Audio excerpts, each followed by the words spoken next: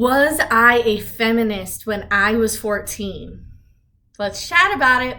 I have gone back and forth wondering if I was a feminist when I was 14. I had a lot of opinions that very much seemed to align with the modern day feminist agenda at the time. And when talking with certain people, especially my relatives, my cousins, I had 5 boy cousins who I would talk to sometimes, and they would just ask me questions and then assume a feminist agenda, I think. But looking back, I try to ask myself, was I actually a feminist? Like one of those internalized feminists where everything I was saying was like very with the feministic agenda and promoting this idea of modern feminism, which is that women are essentially the same as men, that women can do anything that a man can do, and probably that a woman can do it better. I think at a fundamental level, when I was a young teenager, I really had this perspective of, I'm a valuable person. Like, I'm capable of contributing so much, maybe to society or to my family or to whoever, and I'm smart and I'm capable. And so naturally, I think it seemed to people that I was promoting that, listen, I can do everything that you can do just as well, if not better. Now, I might have said some of those statements just to kind of throw them out there, but I don't think that that's what I truly and genuinely believed. And here is why. At the same time that a lot of people would have called me a feminist, that I probably would have maybe considered myself with some feminist tendencies. However, I wanted to have like 12 to 15 children. I wanted to be a stay-at-home mother. And I just kind of wanted my opinion to be valued as if I was an adult or someone capable of having a human thought.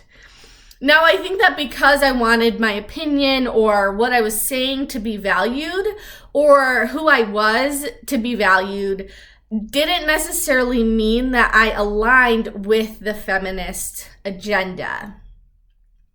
When I was 14, I had, like I said, 5 boy cousins, and they were fantastic about asking me great questions to help me think about my faith, life, ethics, and biblical issues. And so with that, some of the questions naturally revolved to women and what they were capable of doing. And because I knew that women are fully capable of doing many things, I would then portray that as the option. However, in a lot of cases, I don't think there was quite enough given as for nuance, and whether I actually believe that a woman could do a better job of doing that than a man would be debatable. I was all for having women be involved in sports and be athletic and do fun things. I genuinely enjoy doing fun, adventuresome things that most people would probably say are a little bit more stereotypically adventuresome. And a lot of guys enjoy like taking risks and, doing like athletic type of things. And I think there's a lot of girls who enjoy that too. And I was just one of those girls who I hated the whole finger painting thing. Hated it. I did it because I wanted to bond with some friends, but I hated it.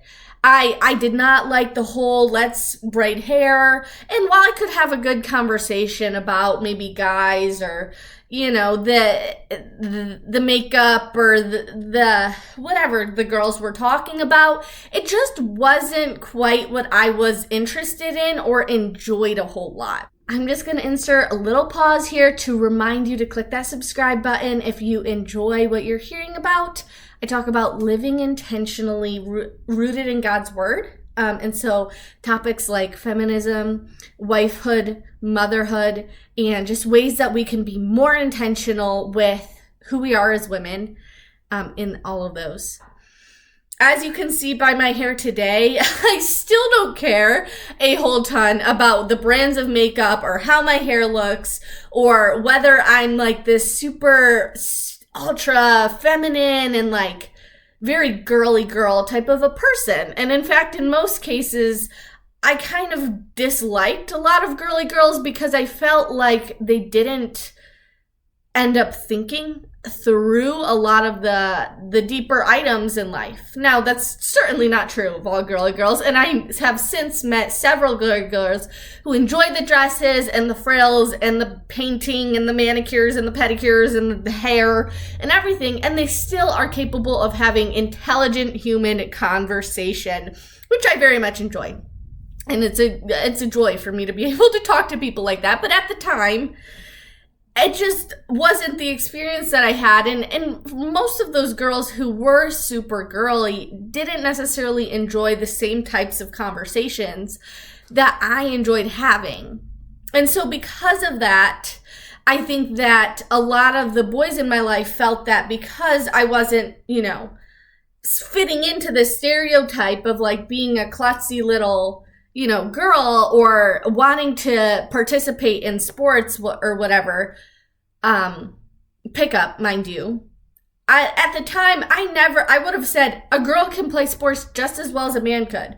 Now, did I literally mean that she was capable of doing every single thing just as well as a man could? Well, certainly not. I genuinely didn't believe that in my mind, but my point was, our capabilities aren't so diminished from a man that we're not capable of playing a game of pickup. Like, invite a girl to play a game of pickup once in a while. It's not ridiculous or out there to make that assumption. So I think that was more so a bigger, deeper question of just like, hey, listen, as a guy, you can be nice to girls and assume that they want to play games, that they're not just a klutz or a ditzy person who doesn't think about anything, that they have something to say about politics or that they have something to say about ethical questions. And I think if that had been assumed, I wouldn't have even purported any sort of feministic tendencies, because not long after that, a lot of the things I would have said would have been very anti-feminism and still to this day are very anti-feminism. And I'm all for men and women and the fact that they are different. But with that being said, we don't all necessarily fit within this certain specific stereotype. And I think we have to be understanding of the fact that people are unique. That there are some women who just are much more girly, who just, the whole feminine essence and the frills and the dresses, like they enjoy that more. And there are some of us who maybe we don't enjoy that as much, but we absolutely love being feminine. We love being nurturing. I love the fact that I'm about to have a baby. I want lots of kitties. I love children and playing with them. I love baking. I love cooking. There's actually a lot of quote unquote domestic arts that I really love, but at the same time, I also like to have a good time. I want to go out there and play a competitive sport. I want to go out there and be able to compete with other people and not feel like I'm some sort of crazy person for wanting to do that, especially in pickup type of ways with the guys who are in the sphere. At the end of the day, I think truly, as I've thought about it more and more, I think that what I had the biggest issues with that many would call feminism was actually the internalized feminism or the internalized belief that men and women weren't kind of different. And I know that at the time, at least, there were certain people in my life who very much had this belief that men and women, they're a little bit different, sure, but if a man stays home, it's just the same as if a mama was staying home. Like if the dad does, it's just the same as if the mom does. And I knew that there was something functionally wrong about this, but how to communicate that at 14 to be like, okay, a mother has a bond that is just totally different from what a dad does. Like, how do you communicate that or explain that into logical, coherent sentences at 14 is a lot harder than now, as I've thought about it over many, many years since then. To communicate that nursing a baby takes 500 calories and 37 hours a week is something that I probably could have communicated at that time and probably knew at that time, but to like say that and explain that and be like, okay, a dad sitting there holding a bottle is not burning the same amount of calories. Like the same amount of productivity is not leaving his body as he's sitting there and holding a bottle with the baby. That is just fundamentally different. That your oxytocin in your brain is released differently from a father to a child than it is from a mother to a child. Mothers and children have oxytocin releases. Mothers release oxytocin and it causes them to be more nurturing, and for fathers it causes them to be more playful, right? And I would have known these things by observance through many fathers and mothers, but to actually express them or to know the science behind them and the statistics behind them, I didn't have that knowledge or capability at the time to try to explain how men and women were different and showing that like hormonally we function differently, that a mother has a different role in the children's life than even a father does, and that both are so incredibly important. Now, I would say obviously that the roles were different and were important, but then when pushed further and asked, well, why are they different? Besides like, okay, you look different, but other than that, why are they different? And I would sit there and be like, okay, I know that there's a reason. Like I can tell so perfectly that there's a reason, but at the time I wouldn't have known enough about hormones and the way that we interact, the way the emotional bonds are built, the way our brains operate differently to be able to express that and be like, listen, here's the ways in which we're different. Here's the ways in which the 9-to-5 grind like doesn't work as well for women. It just doesn't. It's not as ideal. It's not. Here's the ways in which the 9-to-5 is more ideal for men. Does that mean it's perfectly ideal for all men? No. Does that mean that there's no women who can't go to a 9-to-5? No. I'm sure there's plenty of women who have a 9-to-5 or who have a career and still feel incredibly fulfilled by that, in addition to having their children. But it does affect the level of mental energy, and it does affect the level of emotional energy that you can then bring to the other aspects of your life. And that's just true. And so you can acknowledge that and be like, okay, well, that's how we want our family run. And that's totally fine for you to have that, difference. But I think it is important to acknowledge the fact that women, by and large, are vastly different than men, and that plays out in the way in which they are approaching their career, that they're approaching like parenthood. It's going to be different between a father and a mother, or a husband and a wife.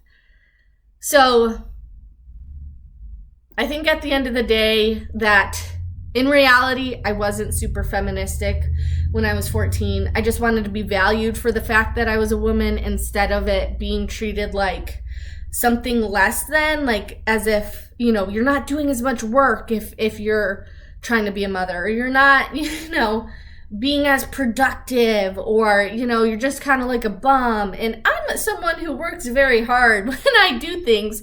And so I think at the time I just felt like, okay, well, I don't want to be viewed as a bum. And I mean, in every grocery store we went to, people would sit there and tell my mother like, oh my goodness, I could never do what you do. How do you handle so many kids? Oh my goodness, why aren't your kids at school? Oh, you homeschool them? Oh, okay. Right? And to, as 14-year-old, to try to take all of that onto yourself, it's a very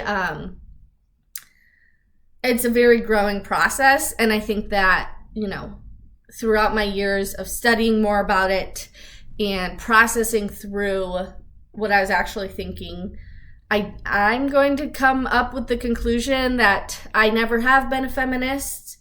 And that even when I espoused more feministic type of beliefs, I don't think my purpose in that or my intention of that was rooted out of a feministic heart. I think that it actually was rooted out of a very feminine, pure heart, wanting to be an actual woman and having and acknowledging that I'm different from men, but not feeling valued for being different. So thank you so much for listening. If you enjoyed this episode, go ahead and give it a thumbs up and share it with a friend.